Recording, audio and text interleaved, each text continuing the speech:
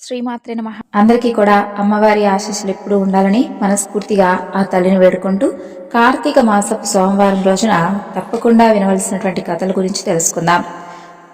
ఒకనాడు శౌనకాది మహర్షులందరూ కలిసి సూత మహర్షుల వారికి నమస్కరించి, మహర్షి, మీరు మాకు ఎన్నో కథలు చెప్పారు. మేము ఏ వ్రతాన్ని ఆచరించడం వలన శీఘ్రంగా ఫలప్రాప్తి కలుగుతుందో అటువంటి ఉత్తమమైనటువంటి వ్రతం ఉంటే మాకు వివరించండి అంటూ ప్రార్థిస్తారు. అప్పుడు సూత మహర్షుల వారు, మహాత్ములైనటువంటి ఓ మహర్షులరా, ఒకనాడు కైలాసంలో దివ్యరత్న ఖచిత సింహాసనంపై కూర్చొని ఉన్నటువంటి పరమేశ్వరుడు అలాగే పార్వతీదేవి ఏకాంతంలో ఉండగా పార్వతీదేవి పరమేశ్వరుణ్ణి ఈ విధంగా ప్రశ్నించింది, స్వామి, నేను మీ వద్ద అనేక శాస్త్రాలను ఆగమ విద్యలను నేర్చుకున్నాను. సర్వకాల సర్వావస్థల్లోనూ అల్ప ప్రయాసచే మహత్తరమైనటువంటి ఫలితాన్ని ప్రసాదించేటటువంటి వ్రతాన్ని ఏదైనా ఉంటే నాకు ఉపదేశించండి అని అడుగుతుంది. అప్పుడు పరమేశ్వరుడు మందహాసంతో, సఖీ, నీ ప్రశ్న ఉచితంగానూ లోకోపకారిగానూ ఉంది. లోకహితం కోరినటువంటి నీకు ఒక శ్రేష్టమైనటువంటి వ్రతం గురించి చెప్తాను అంటూ ఈ విధంగా చెప్పసాగాడు. నక్షత్రాల్లో సూర్యుడు, గ్రహాలలో చంద్రుడు, నదులన్నింటిల్లోనూ గంగానది, ఇంద్రియాలలో మనసు ఏ విధంగా అయితే శ్రేష్టంగా ఉంటారో వ్రతాలన్నింటిలో కూడా సోమవార వ్రతం ఎంతో శ్రేష్టమైంది. ఈ వ్రతానికి షోడశ సోమవార వ్రతం అనే పేరుంది. దీని మహిమలను వర్ణించడం అసాధ్యం. భక్తిపూర్వకంగా దీన్ని ఆచరించేవారు ఏదైతే కోరుకుంటారో దానిని వారు శీఘ్రంగా పొందుతారు. ముత్తైదువులు అఖండ సౌభాగ్యాన్ని పొందుతారు. రోగులకు సంపూర్ణ ఆరోగ్యం కలుగుతుంది. ఎడబాసినటువంటి భార్యాభర్తలు ఒకరిని ఒకరు అర్థం చేసుకుని సఖ్యతగా ఉంటారు. ఈ విధంగా ఇది పరమ మహిమాన్వితమైనటువంటి వ్రతం అని చెబుతాడు. అప్పుడు పార్వతీదేవి, స్వామి, మరి దయచేసి ఆ వ్రతాన్ని ఆచరించేటటువంటి విధానం గురించి నాకు తెలియజేయండి అంటూ ప్రార్థిస్తుంది. అప్పుడు పరమేశ్వరుడు, ఇది భక్తిపూర్వకంగా ఆచరించవలసినటువంటి వ్రతం. ఈ వ్రతాన్ని ఆచరించేందుకు ఆషాఢ మాసపు పౌర్ణమి నుండి కార్తీక మాసపు పౌర్ణమి వరకు వచ్చేటటువంటి 4 చాతుర్మాసములన్నీ కూడా ప్రాశస్తమైనవి. ఆ రోజుల్లో వచ్చేటటువంటి 16 సోమవారాల్లో ఈ వ్రతం శ్రేష్టమైనది. సోమవారం నాడు ఉపవాసం ఉండాలి. ప్రాతకాలానే స్నానాది నిత్యకర్మలను ముగించుకోవాలి. పుట్టమన్నుతో శివలింగం తయారు చేయాలి. వెండి, ఇత్తడి వంటి శ్రేష్టమైనటువంటి లోహాలతో చేసిన లింగాన్ని కూడా ఉపయోగించుకోవచ్చు. బిల్వపత్రాలు, పుష్పాలు, ధూపదీప నైవేద్యాలు అన్నీ కూడా సిద్ధం చేయాలి. నైవేద్యం కోసం గోధుమ నూకను వేపి ముద్ద చేసి దానికి కావలసినంత నెయ్యి, బెల్లం కలిపి ఉండలుగా చేయాలి. ఈ వ్రతానికి కావలసినటువంటి ప్రసాదం ఇదే. ప్రసాదాన్ని పరమేశ్వరుడికి నైవేద్యంగా పెట్టి దానిని 3 భాగాలుగా చేయాలి. భక్తులకొకటి, పశువులకొకటి. ఈ వ్రతాన్ని ఆచరించే వారికి 3వది తీసుకోవాలి. ఆ రోజు ఉప్పు తినకూడదు. ఇదే విధంగా 16 సోమవారాల పాటు శ్రద్ధాభక్తులతో ఆచరించాలి.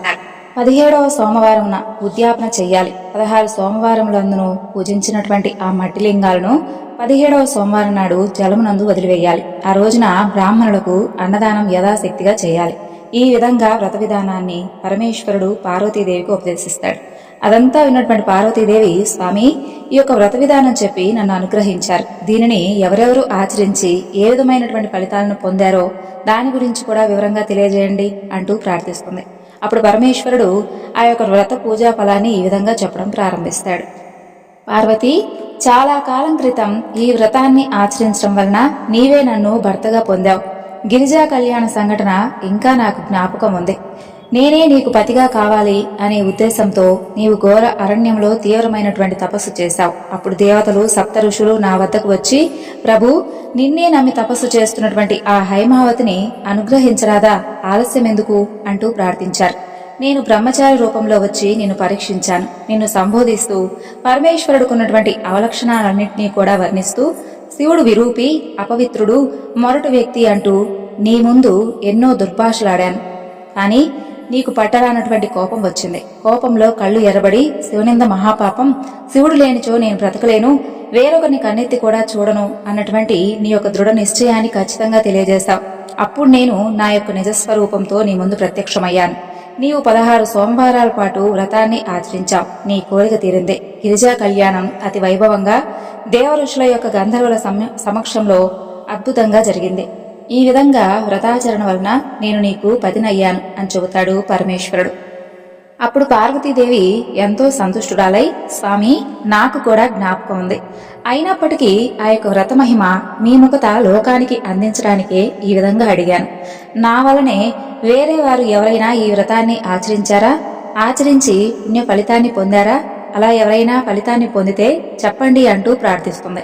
అప్పుడు పరమేశ్వరుడు ఇతర సంఘటనల గురించి చెప్పడం ప్రారంభిస్తాడు. చూడు పార్వతి, చాలా కాలం క్రితం భరతఖండంలో పుణ్యాత్ముడైనటువంటి చిత్రవర్మ అనే ఒక రాజు ఉండేవాడు. ఆయనకు పుత్రులు అనేకులు ఉన్నారు. పుత్రిక కోసమై పార్వతీ పరమేశ్వరులను ఆరాధించగా వాళ్లకు ఆడపిల్ల జన్మించింది. సర్వగుణ సంపన్నురాలైనటువంటి ఆ శిశువుకు 14 సంవత్సరాలైన తర్వాత వైధవ్యం ఖచ్చితంగా ప్రాప్తిస్తుంది. అయితే ఈ విషయం గురించి జ్యోతిష్కులు కూడా తెలియజేశారు. అంతటా ఆ రాజు ఎంతో దుఃఖించాడు. శోకంతో పీడింపబడుతున్నటువంటి ఆ రాజుకు కొంతమంది జ్యోతిష్యులు పరిహారం తెలియజేస్తారు. ఇక రాజకుమార్తె అయినటువంటి ఆ సీమంతిని పూర్ణచంద్రు వలె చక్కగా దినదిన ప్రవర్ధమానంగా పెరుగుతూ ఉంటుంది. యుక్త వయసుకు వచ్చిన తర్వాత ఆమెను రాజకుమారుడైనటువంటి చంద్రాంగదుడికిచ్చి చిత్రవర్మ వివాహం జరిపిస్తాడు. ఇలవికం వచ్చినటువంటి అల్లుడితో ఆ రాజుకు కాలం కూడా సంతోషంగా గడిపేస్తూ ఉండేవాడు. ఇలా ఉండగా ఒకనాడు చంద్రాంగదుడు జలక్రీడ కోరి యమునా నదికి చేరుకున్నాడు. అయితే దురదృష్టవశాన నది అందలి ఒక పెద్ద సుడిగుండంలో ఆ రాజు చిక్కుకుపోతాడు. ఇక రాజుగారు పరివారాన్ని పంపించి అతని కోసం అంతా కూడా గాలింపు చర్యలు మొదలు పెడతాడు. తరువాత అతను కనిపించకపోయేసరికి ఎనలేనటువంటి దుఃఖాన్ని పొందుతాడు. సీమంతిని కూడా సంగమనం చేయడానికి సిద్ధపడుతుంది. ఇక ఆ తరువాత యాజ్ఞవల్క మహాముని భార్య అయినటువంటి మైత్రేయి అక్కడికి వచ్చి, పుత్రి, ఏమాత్రం బాధపడనవసరం లేదు.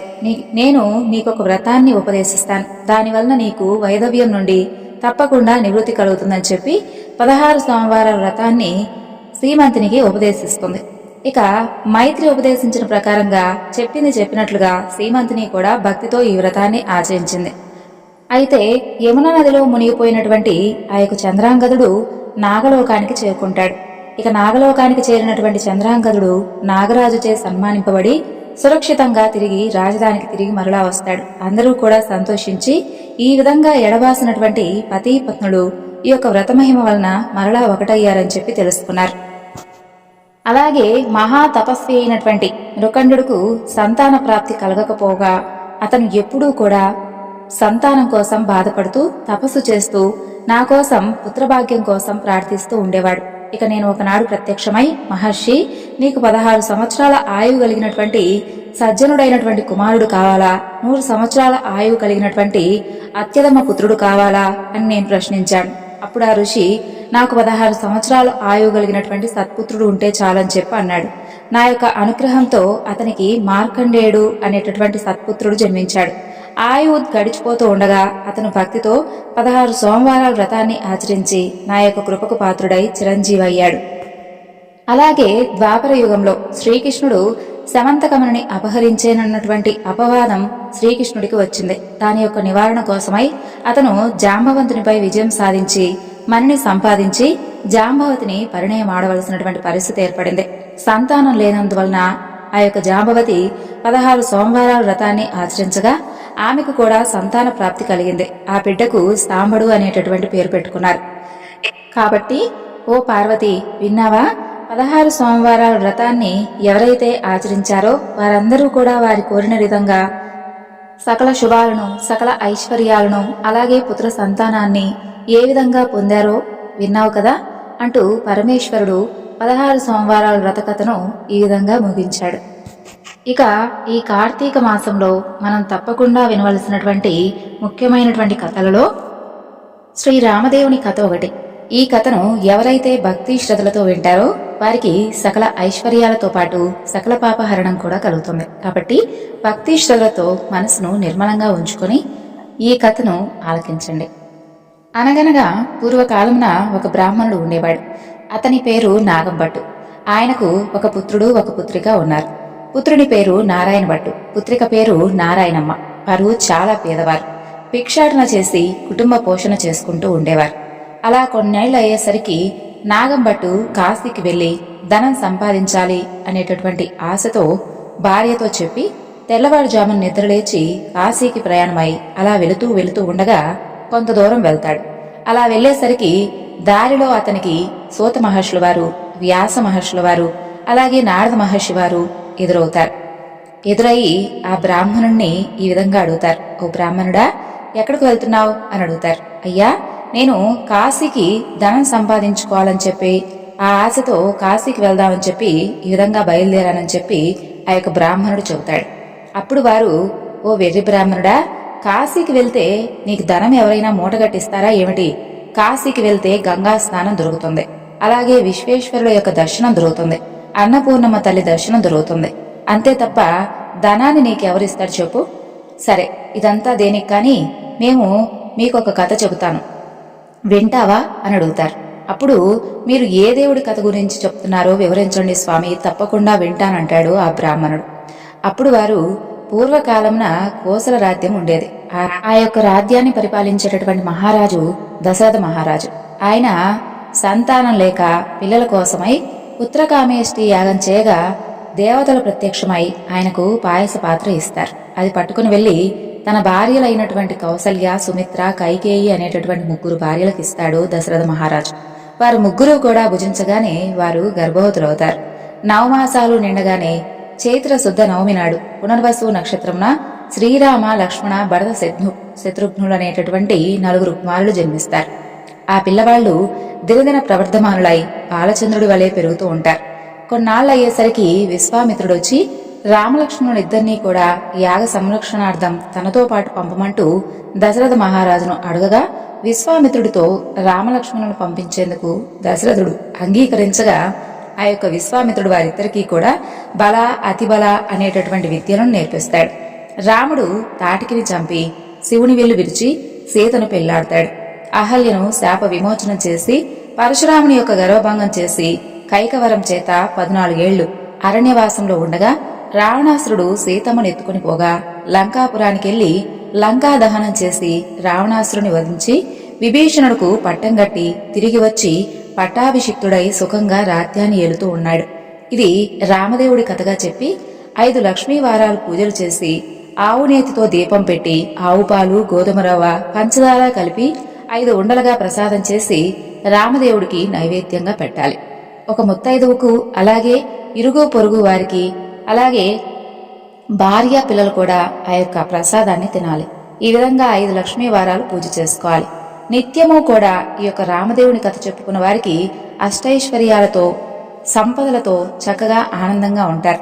అలా ఆ యొక్క మహర్షులు ఆ బ్రాహ్మణుడికి ఈ కథ చెప్పి అక్కడి నుండి మాయమవుతారు. ఇక ఈ బ్రాహ్మణుడు ఇంటికి వెళ్లి తర్వాత కాశీకి వెళ్దాంలే అని చెప్పి అనుకుంటాడు. తర్వాత కొంతకాలానికి మరలా కాశీకి వెళ్దామని చెప్పి అనుకుని కొంచెం ధనాన్ని మూటగట్టుకుని కాశీ కావడి భుజం మీద వేసుకుని కుమారుణ్ణి, కుమార్తెను పిలిచి, అబ్బాయి, అమ్మాయి, మీరు రామదేవుని కథ విడిచిపెట్టకుండా శ్రద్ధగా చెప్పుకుంటూ ఉండంటూ నారాయణమ్మతోనూ నారాయణ భట్టుతోనూ చెప్పి కాశీకి ప్రయాణమై వెళ్లిపోతాడు.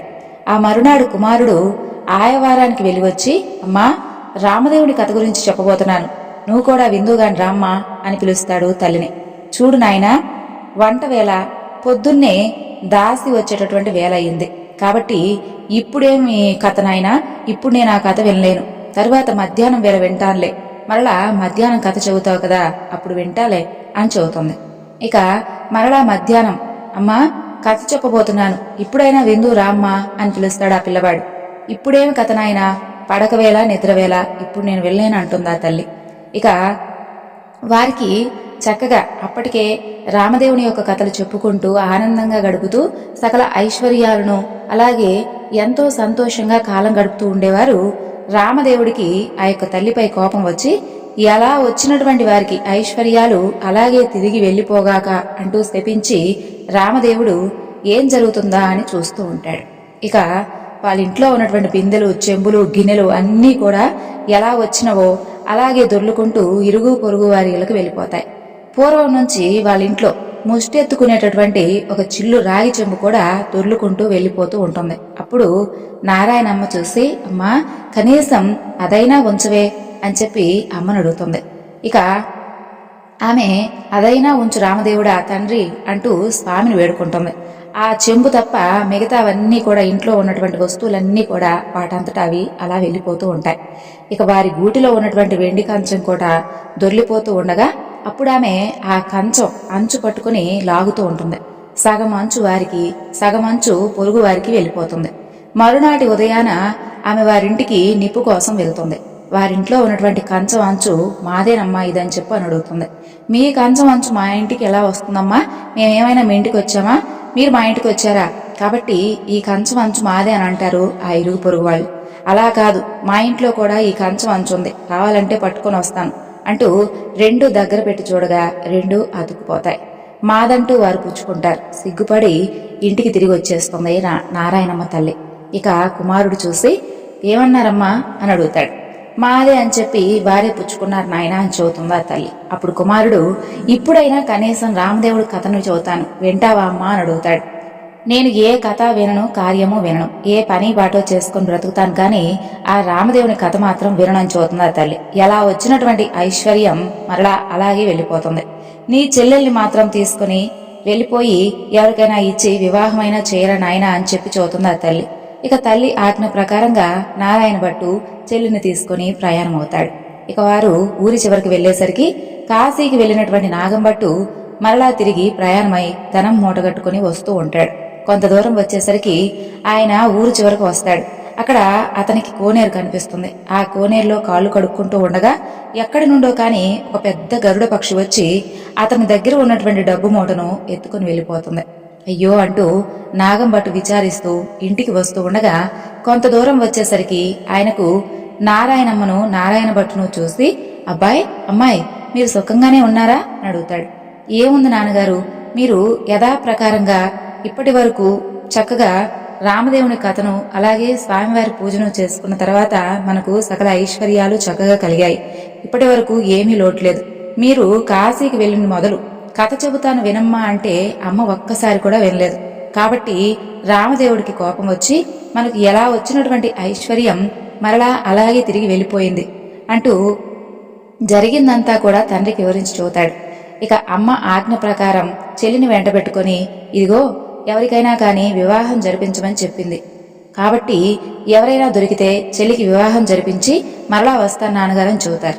ఇక మీ ఆజ్ఞ కూడా ఏమిటో చెప్పండి నాన్నగారు అని అడుగుతారు. సరే నాయన, అమ్మ చెప్పినట్లే చెయ్యని చెప్పి నాగంభట్టు చేసేది లేక విచారిస్తూ ఇంటికి వెళ్ళిపోతాడు. ఇక నారాయణ భట్టు నారాయణమ్మను వెంటబెట్టుకుని అలా వెళ్తూ ఉంటాడు. అలా వెళ్ళగా కొంత దూరం వెళ్లేసరికి నారాయణ భట్టుకు ఒక బ్రాహ్మణుడు కనిపిస్తాడు. కనిపించగానే, ఓ బ్రాహ్మణుడా, నీకు నా చెల్లెల్నిచ్చి వివాహం చేస్తాను, చేసుకుంటావా అని అడుగుతాడు. నాకు పెళ్లి వద్దు, పేరంటం వద్దు అంటూ అక్కడి నుండి ఆ బ్రాహ్మణుడు వెళ్ళిపోతాడు. మరలా కొంత దూరం నారాయణ భట్టు నారాయణమ్మ అలా వెళ్తూ ఉండేసరికి ఇంకొక బ్రాహ్మణుడు వారికి కనిపిస్తాడు. ఇక నారాయణ భట్టు అతనితో ఈ విధంగా అడుగుతాడు. ఓ బ్రాహ్మణుడా, నా చెల్లెల్నిచ్చి వివాహం చేస్తాను, చేసుకుంటావా అని అడుగుతాడు. నాకు పెళ్లి వద్దు, పేరంటం వద్దు, ఇదివరకే 2 భార్యలున్నారు అని చెబుతాడు.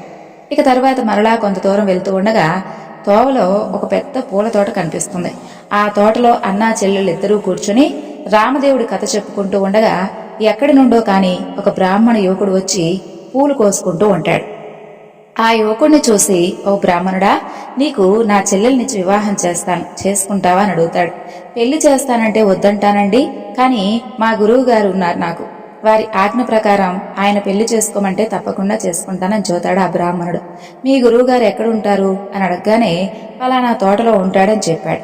వెంటనే నారాయణ భట్టు ఆ గురువుగారి దగ్గరకు వెళ్లి, అయ్యా గురువుగారు, మీ శిష్యుడికి నా యొక్క సోదరునిచ్చి వివాహం చేస్తాను, తమరు ఒప్పుకుంటారా అని అడుగుతాడు. అంతటా ఆ గురువు, బ్రహ్మచారి గృహస్థుడుగా చేస్తానంటే వద్దంటానంటయ్యా, కానీ వాడి దగ్గర చింతాకంత బంగారం కూడా లేదు, గోపాదమంత భూమి కూడా లేదు, మీకు ఇష్టమైతే చేయండి, కష్టమైతే మానుకోండి అని చూతాడు. అప్పుడు నారాయణ భట్టు గురువుగారికి దండం పెట్టి అలాగే అని చెప్పి అక్కడి నుండి మరికొంత దూరం వెళ్లి 4 రాటలు తెచ్చి పందిరి వేసి గుచ్చినటువంటి ముత్యాలు తోరణాలు కట్టి గుచ్చినటువంటి ముత్యాలు తలంబరాలుగా పోసి 70 యాగాల నారాయణమ్మనిచ్చి వివాహం చేస్తాడు. ఇక వారు అక్కడే కూర్చొని రామదేవుని యొక్క కథ కూడా చెప్పుకుంటారు. అలా కొన్నాళ్ళు అయ్యేసరికి ఒక విప్రుడు వచ్చి, మీకు 4 ఎకరాల భూమిని దారిపోస్తాను, పుచ్చుకోవాల్సిందని చెబుతాడు. అప్పుడు వారు, మేము రామదేవుడి కథ చెప్పుకుంటున్నాం, కథ అయితే పుచ్చుకుంటాం, మీకు ఇష్టమైతే మీరు కూడా కూర్చొని రామదేవుని కథ వినండి అని చెబుతారు. కథ అయిన తరువాత ఆ బ్రాహ్మణుడు రాగి చెంబులో నీరు పోసి, పలానా తోటలో ఆస్తి ఉంది, మీరు చక్కగా అనుభవించండి అని చెప్పి 4 ఎకరాల భూమిని వారికి దారిపోసి ఆ విప్రుడు ఎక్కడికో వెళ్ళిపోతాడు. ఇక ఆ 4 ఎకరాల భూమిని అనుభవిస్తూ స్వామివారి కథ చెప్పుకుంటూ అక్కడే ఉంటారు వారందరూ కూడా. అలా కొన్నాళ్ళు అయ్యేసరికి ఆ ఊరి రాజుగారు ఒక భవనం కట్టించి కొంత ధనం పుణ్య దంపతులకు దారిపోయాలని చెప్పి చూస్తూ ఉంటాడు. ఎక్కడ వెతికినా కానీ సరైనటువంటి పుణ్య దంపతులు వారికి దొరకరు. ఇక ఆ రాత్రి రామదేవుడు రాజుగారి కలలో కనిపించి, పలానా తోటలో పుణ్య దంపతులు ఉన్నారు, వారిని తీసుకుని వచ్చి దారిపోయండి అని చెప్పి ఆజ్ఞాపిస్తాడు. ఇక రామదేవుని యొక్క ఆజ్ఞ ప్రకారంగా మరునాడే ఉదయాన్నే లేచి 16 మంది బోయలను పల్లకిని పంపిస్తాడు రాజు. వారక్కడికి వెళ్ళగానే, ఏమండోయ్, మా దేశపు రాజుగారు ఒక గృహాన్ని అలాగే కొంత భాగం భూమిని మీ ఇద్దరికీ కూడా దారపోస్తారట, మిమ్మల్ని వెంట పెట్టుకొని రమ్మని చెప్పి మమ్మల్ని పంపించారు, కాబట్టి మీరు రావాల్సిందే అని చెప్పి వారిని అడుగుతారు. అప్పుడు వారు, మేము ప్రస్తుతం రామదేవుని కథ చెప్పుకుంటున్నాం, మీకు కూడా ఇష్టమైతే కూర్చొని కథ వినండి, కథ అయిపోయాక వెళ్దామని చెప్పి వారు చెబుతారు.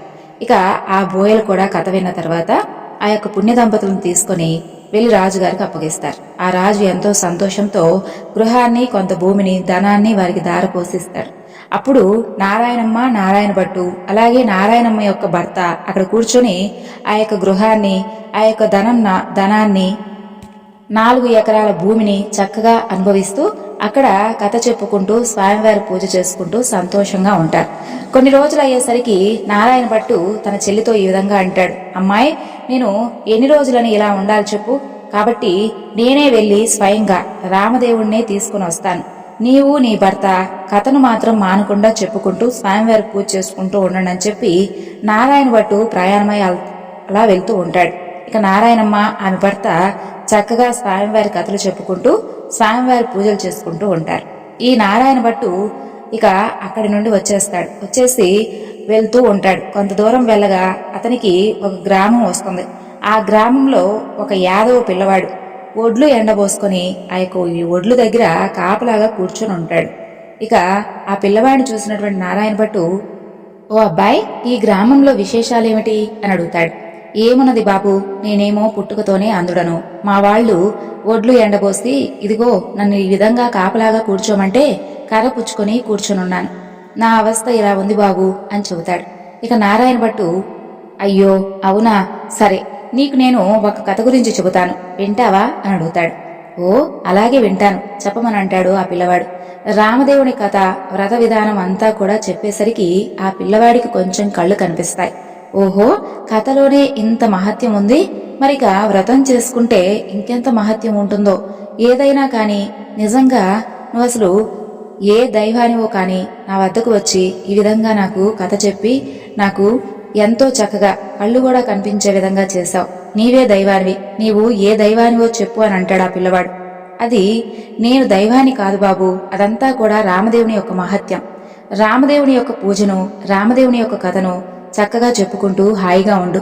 5 లక్ష్మీవారాలు పూజ చేసి ఆవు నేతితో స్వామివారి ముందు దీపం పెట్టాలి. ప్రసాదంగా 5 ఉండలు చేసి రామదేవునికి, ముత్తైదువులకు, బ్రాహ్మణులకు, ఇరుగు పొరుగు వారికి ఇచ్చి అలాగే ఇంట్లో ఉన్నటువంటి కుటుంబ సభ్యులందరూ కూడా తినాలని చెప్పి ఆ యొక్క నారాయణ భట్టు అక్కడి నుండి వెళ్ళిపోతాడు. తిరిగి కొంత దూరం వెళ్లేసరికి అతనికి ఒక రాజు విచారిస్తూ కూర్చొని ఉండడం కనిపిస్తుంది. ఆ రాజును చూసి, ఏమిటి రాజా, ఎందుకిలా విచారంగా కూర్చున్నారో అని అడుగుతాడు.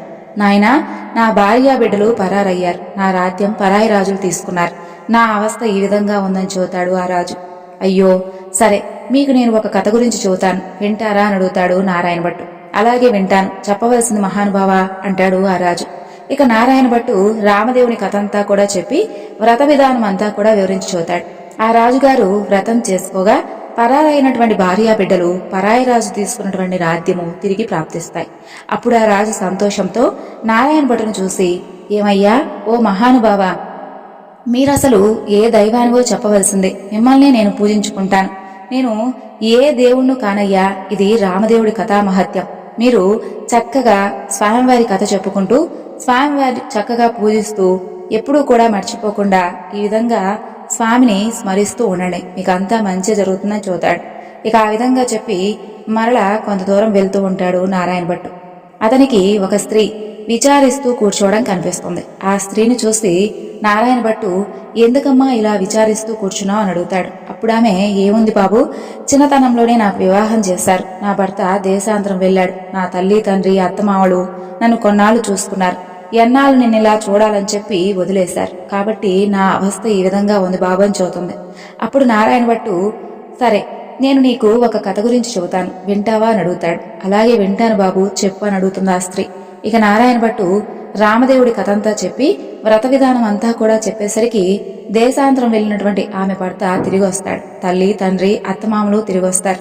ఆమె ఎంతో సంతోషించి నారాయణ భట్టును చూసి, మహానుభావా, మీరు ఏ దైవాన్ని, మిమ్మల్ని నేను పూజించుకుంటాను చెప్పండి అని అడుగుతాడు. ఇదంతా కూడా రామదేవుని కథామహత్యం అని చెప్పి ఆ యొక్క పూజా వివరణ అలాగే కథ గురించి అంతా కూడా చెప్పి నారాయణ భట్టు మరలా కొంత దూరం వెళ్తూ ఉంటాడు. అలా వెళ్తూ ఉండేసరికి ఒక గ్రామం వస్తుంది. ఆ గ్రామంలో ఒక ఇల్లాలి ఇంటికి వెళ్ళి, అమ్మా నేను పూజ చేసుకుంటాను, కొంచెం ఇల్లు ఇస్తావా అని అడుగుతాడు. మా ఇంట్లో మడి ఆచారం కాబట్టి కుదరదు, ఇల్లు లేదు, వెళ్ళిపో అని అంటుంది. అప్పుడు నారాయణ భట్టు, సరే కోనేరైనా ఎక్కడుందో చూపించి తల్లి కనీసం అని అడుగుతాడు.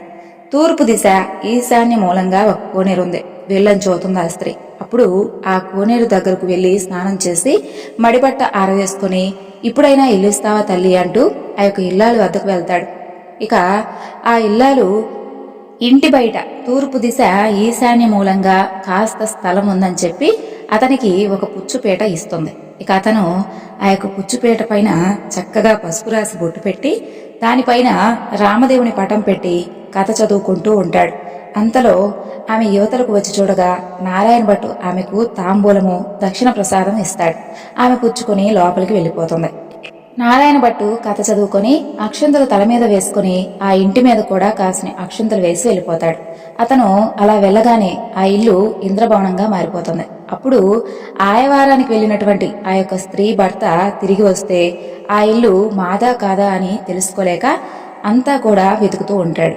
ఆమె వీధి అరుగు మీద కాపలా కూర్చొని ఇలా అంటుంది, ఏమయ్యా, ఇది మన ఇల్లే అని చెబుతుంది. అంతలో ఆమె భర్త ఎడమోటా పెడమోటా వేసుకుని ఇల్లు కానరాక కంగారు పడుతూ అక్కడే ఆశ్చర్యంగా నిలబడి ఆమె వైపు చూస్తూ ఉంటాడు.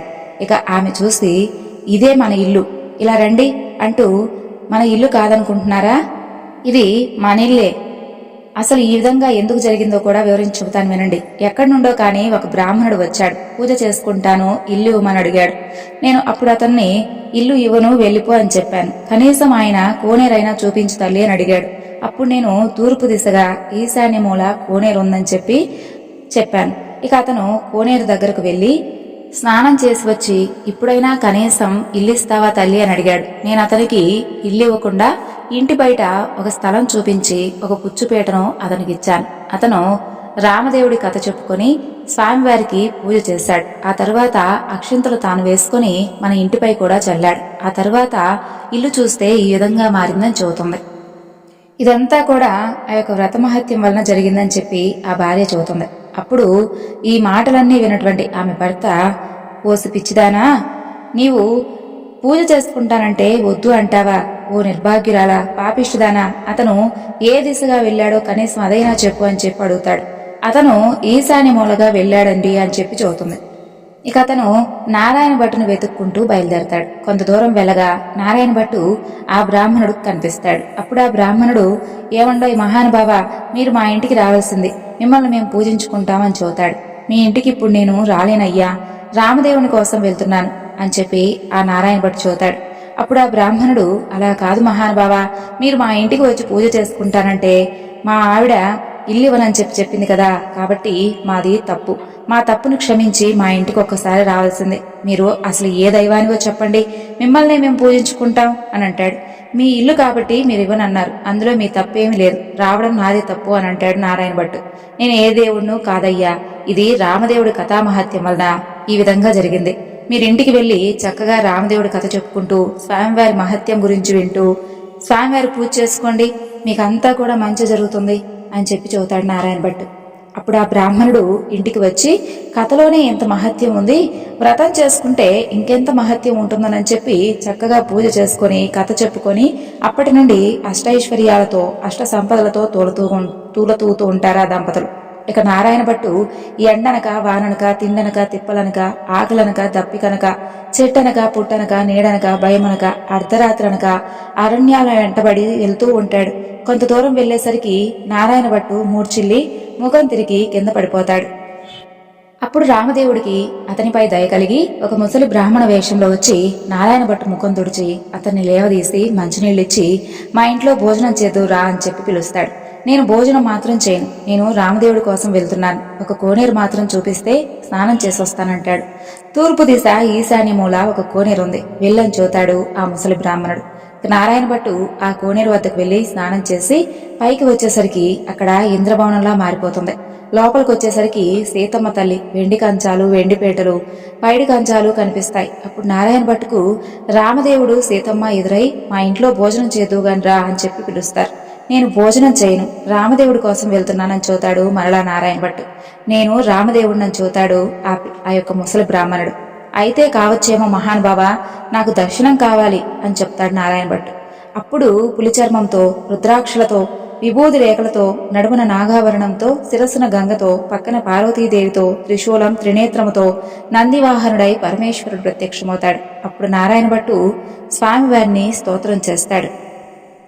తర్వాత నారాయణ భట్టు ముందు విష్ణుమూర్తి కూడా ప్రత్యక్షమవుతాడు. అప్పుడు విష్ణుమూర్తి వక్షస్థలంబున వనమాలికతో మెరుపుతీగ వంటి లక్ష్మీదేవితో చక్కగా శంఖచక్ర గదాధారి అయి నెమలిపించం ధరించి అతని ఎదుట ప్రత్యక్షమవుతాడు. అప్పుడు హరిని కూడా ఈ విధంగా స్తోత్రం చేస్తాడు నారాయణ భట్టు. ఆ తర్వాత నారాయణ భట్టు మళ్ళా స్తోత్రం చేయగా హనుమ సీతారామ లక్ష్మణ భరత శత్రుఘ్నుడు సపరివార సమేతంగా శ్రీరామచంద్రుడు ప్రత్యక్షమవుతారు. అప్పుడు రామదేవుడు ఇప్పుడైనా భోజనం చేస్తావా అంటూ నారాయణ భట్టును అడుగుతాడు. అలాగే చేస్తానంటూ భోజనమైన తర్వాత నాతో పాటు వస్తానని అభయమిస్తే తప్పకుండా భోజనం చేస్తానంటాడు నారాయణ భట్టు. అప్పుడు సీతమ్మ తల్లి 4 కూరలు నవకాయ పిండి వంటలతో పంచపక్ష పరమాణాలు వండి వెండి కంచాలు పైడిపీటలు వేసి వారి బంధుకోటి పరివార సమేతంగా నారాయణ భట్టుకు సీతమ్మ తల్లి భోజనం వడ్డిస్తుంది. అందరూ కూడా భోజనాలు చేసి లేచి కర్పూర తాంబూలం వేసుకున్న తర్వాత నాతో పాటు వస్తానని అభయం ఇచ్చావు కదా, కాబట్టి మా ఇంటికి నాతో పాటు రావాల్సిందని కోరుకుంటాడు నారాయణ భట్టు. ఆ విధంగా నారాయణ భట్టు ముందు నడుస్తూ ఉంటే రామదేవుడు వెనుకగా బయలుదేరి వెళ్తూ ఉంటారు. అలా కొంత దూరం వెళ్లేసరికి నారాయణ భట్టు వెనక్కి తిరిగి చూస్తాడు. అప్పుడు అతనికి రామదేవుడు కనిపించడు. ఇక నారాయణ భట్టు ముఖం తిరిగి మూర్ఛ వచ్చి నేల మీద పడిపోతాడు. అప్పుడు మరలా రామదేవుడికి దయగలిగి ఒక ముసలి బ్రాహ్మణ వేషంలో వచ్చి నారాయణ భట్టు ముఖం తుడిచి లేవదీసి మంచినీళ్ళిచ్చి ఈ విధంగా పడిపోయావు, నాతో పాటు నడవలేని వాడువు నన్నెందుకు రమ్మంటున్నావు అని అడుగుతాడు. దేవా, నీ మహిమను బ్రహ్మాది దేవతలు యోగీశ్వరులు మునీశ్వరులు తపస్సులు కూడా తెలుసుకోలేరు. మీ మహత్యం తెలుసుకునేందుకు నేనెంత వాడను, నా తప్పును క్షమించి నాతో పాటే రావాల్సిందంటూ రామదేవుణ్ణి నారాయణ భట్టు ప్రార్థిస్తాడు. అప్పుడు రామదేవుడు అలాగే తప్పకుండా నీతో పాటు వస్తాను, అయితే నీవు తిరిగి మరలా వస్తానని చెప్పి నీ వచ్చేటప్పుడు ఎవరి ఇళ్లకైతే వెళ్ళావో వారి ఇళ్లకు నన్ను కూడా నీ భుజాలపై ఎక్కించుకొని తీసుకుని వెళ్ళానంటాడు. అప్పుడు నారాయణ భట్టు రామదేవుణ్ణి భుజాలపై ఎక్కించుకుని కొంత దూరం వచ్చేసరికి ఇల్లు ఇవ్వనని చెప్పినటువంటి ఇల్లాలి ఇంటికి వస్తారు. అక్కడ ఆ ఇల్లాలు ఆమె భర్త కూర్చొని స్వామివారి కథ చెప్పుకుంటూ ఉంటారు. వారి భక్తికి మెచ్చి వారికి అష్టైశ్వర్యాలు ఆయుర ఆరోగ్యాలు ఇచ్చి వారిని రక్షిస్తాడు. మరికొంత దూరం వచ్చేసరికి ఒక స్త్రీ ఇల్లు కనిపిస్తుంది. అక్కడికి ఆ స్త్రీ అలాగే ఆమె భర్త కూడా చక్కగా కూర్చుని కథ చెప్పుకుంటూ ఉంటారు. వారికి ఐశ్వర్యాలు ఆయుర ఆరోగ్యాలు సిరి సంపదలు ఎడబాయకుండా ఇచ్చి వారిని కూడా రక్షిస్తాడు స్వామివారు. మరికొంత దూరం వచ్చేసరికి ఆ యొక్క యాదవ పిల్లవాడి ఇల్లు వస్తుంది. ఆ రోజు ఆదివారం. నారాయణ భట్టు చెప్పినటువంటి మాదిరిగా పూజ చేసుకుని కథ చెప్పుకుంటూ ఉంటాడు ఆ పిల్లవాడు. వారిని మెచ్చి వారికి కూడా ఐశ్వర్యాలు ఆయుర ఆరోగ్యాలను ఇచ్చి వారిని కూడా కాపాడి రక్షిస్తాడు. మరలా కొంత దూరం వచ్చేసరికి చెల్లెలి ఇల్లు వస్తుంది. అక్కడ వారు రామదేవుని కథ చెప్పుకుంటూ బంగారపు తూగుడుయాల్లో ఊగుతూ ఉంటారు. వారిని మెచ్చి ఆయుర ఆరోగ్యాలు ఇచ్చి వారిని కూడా రక్షిస్తాడు. అప్పుడు నారాయణమ్మ తమ ఇంటికి అన్నయ్య వచ్చాడని చెప్పి కాళ్ళు కొడుక్కునేందుకు నీళ్లిచ్చి దాహానికి మజ్జిగిచ్చి మర్యాద చేస్తుంది. అప్పుడు నారాయణ భట్టు, అమ్మాయి, నన్ను ఇలా మర్యాద చేయనక్కర్లేదు, నేను రామదేవుని తీసుకుని వచ్చాను, నీవు నీ భర్త మా ఇంటికి రండి, మనమందరం కూడా పూజ చేసుకుందామని చెబుతాడు. అప్పుడు ఆమె సంతోషంతో అలాగే నన్నయ్య తప్పకుండా వస్తానని చెబుతుంది. ఇక నారాయణమ్మ ఆమె భర్తతో నారాయణ భట్టు రామదేవుడితో వారందరూ బయలుదేరి వారి గ్రామం పొలిమేరకు వచ్చేసరికి గ్రామంలో వారందరూ కూడా వారిని చూసి పరుగు పరుగున పోయి వారి తల్లిదండ్రులతో, ఏమండోయ్ నాగంభట్టు గారు, మీ అబ్బాయి మీ అమ్మాయి అల్లుడు ఇంకా ఎవరెవరో బయలుదేరి వస్తున్నారయ్యా అంటూ పరుగు పరుగున వెలిచోతారు. అప్పుడు నారాయణ భట్టు తల్లిదండ్రులు కూడా ఎంతో సంతోషంతో కుమారుణ్ణి కుమార్తెను చూసి కౌగిలించుకోబోతారు. అప్పుడు నారాయణ భట్టు చూసి, అమ్మా నన్ను ముట్టుకోవద్దు, అప్పుడు నేను రామదేవుడిని తీసుకుని వస్తానని చేతే మీరు పట్టించుకోలేదు, కనీసం స్వామివారి కథ అయినా వినమంటే మీరు అస్సలు వినలేదు. సరే, ఇప్పటికైనా మీ తప్పును మీరే సవరించుకుని నేను ఒక పని చెబుతాను, చేస్తారా అని అడిగి మీరు మా ఇంటికి వెళ్ళి చక్కగా రామదేవుని యొక్క పటాన్ని తీసుకుని ఇంటినంతా కూడా శుభ్రం చేసి 4 మూలలు ఇల్లంతా దులిపి చక్కగా ముగ్గు పెట్టి పచ్చగా పసుపు రాసి మామిడాకుల తోరణాలు కట్టి ఒక పీటకు పసుపు రాసి బొట్టు పెట్టి తూర్పు దిశ ఈశాన్య మూలగా ఉంచి స్వామివారి పటాన్ని పెట్టి గోధుమ నూక, పంచదార, ఆవు పాలు కలిపి ప్రసాదాన్ని 5 ఉండలు చేసి పూజకు అన్నీ కూడా సిద్ధం చేసి నాకు కబురు చేయండి, అప్పుడు నేను రామదేవుణ్ణి తీసుకుని వస్తానని చెబుతాడు. ఇక వారు సంతోషంగా ఇంటికి వచ్చి 4 మూలలా దులిపి అలికి ముగ్గులు పెట్టి చక్కగా వారు అన్ని ఏర్పాట్లు కూడా చేస్తారు. ఇక ఆ యొక్క గ్రామం వీధుల్లో నారాయణ భట్టు రామదేవుణ్ణి భుజాలపై ఎక్కించుకొని ఆ గ్రామం 4 వీధులు ఊరేగించి ఇంటికి తీసుకువచ్చి రామదేవుడితో, తండ్రి మా ఇంట్లో మీరు కుడిపాదం పెట్టాలి అని చెప్పి ప్రార్థిస్తాడు. అప్పుడు రామదేవుడు వారింట్లో కుడిపాదం పెట్టేసరికి పెద్ద ఇంద్రభవనంగా మారిపోతుంది వారి ఇల్లంతా కూడా. అప్పుడు నారాయణ భట్టు రామదేవుడితో, అపరాధిని కాబట్టి నాకున్నటువంటి ఈ పుచ్చుపేటపై సింహాసనమేనని చెప్పి దయ ఉంచి తమరు కూర్చుండవలసింది అంటూ వినయంగా ప్రార్థిస్తాడు. అతని మాటలకి రామదేవుడికి జాలి కలిగి ఆ పీట మీద కూర్చునేసరికి అది వజ్రాలు, వైడూర్యాలు, కెంపులు, మాణిక్యాలతో చేసినటువంటి బంగారపు సింహాసనంగా మారిపోతుంది. ఇక హనుమ, సీత, లక్ష్మణ, భరత, శత్రుఘ్నాది సపరివార సహితంగా స్వామివారు తన ఇంట్లో ఆసీనులై వెలుస్తారు. అప్పుడు రామదేవుని వ్రతం చేసుకుందామనేసరికి అంతలోనే ఎక్కడి నుండో కానీ ఒక వేద బ్రాహ్మణుడు వచ్చి, ఏమండోయ్ నాగంభట్టు గారు, మీ అబ్బాయికి మా అమ్మాయిని వివాహం చేస్తాం, ఒప్పుకుంటారా అని అడుగుతాడు. పెళ్లి చేస్తానంటే వద్దంటానా బాబు, అలాగే చేసుకుంటాం అని అంటాడు. ఇక నాగంభట్టు గారు చక్కగా పందిళ్ళు వేయించి చక్కగా అన్నీ కూడా పెళ్లికి కావలసినటువంటి ఏర్పాట్లన్నీ చేస్తారు. ఇక నాగంభట్టు భార్య, అలాగే నారాయణ భట్టు భార్య, నారాయణమ్మ, ఆమె భర్త, వారందరూ కూడా రామదేవుని వ్రతం చేసుకుంటూ 5 లక్ష్మీ వారాలు 5 ఆదివారాలు పూజ చేసి నైవేద్యం పెట్టి కథను మానకుండా చెప్పుకుంటూ సంతోషంగా ఆనందంగా ఉన్నారు. వారి భక్తికి మెచ్చినటువంటి శ్రీరామచంద్రుడు ఈ యొక్క నోమును ప్రపంచమంతా కూడా నోచిన వారందరూ కూడా అష్టైశ్వర్యవంతులై సుఖంగా ఉంటారు అంటూ వారిని ఆశీర్వదిస్తాడు. విన్నారు కదండి రామదేవుని యొక్క కథ. ఎవరైతే ఈ కథను భక్తి శ్రద్ధలతో వింటారో, అలాగే ఎవరికైతే వినిపిస్తారో వారికి ఉన్నటువంటి సకల పాపాలు కూడా తొలగిపోయి సకల ఐశ్వర్యాలతో సంతోషంగా ఉంటారు. సర్వం శ్రీలలితార్పణమస్తు. స్వస్తి.